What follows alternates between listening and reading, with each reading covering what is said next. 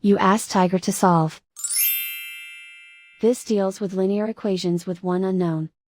The final result is b equals 9. Let's solve it step by step. Group all constants on the right side of the equation. Add 2 to both sides.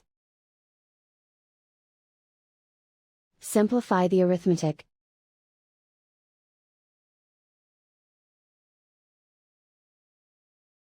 Isolate the b. Divide both sides by 2. Simplify the fraction. Find the greatest common factor of the numerator and denominator.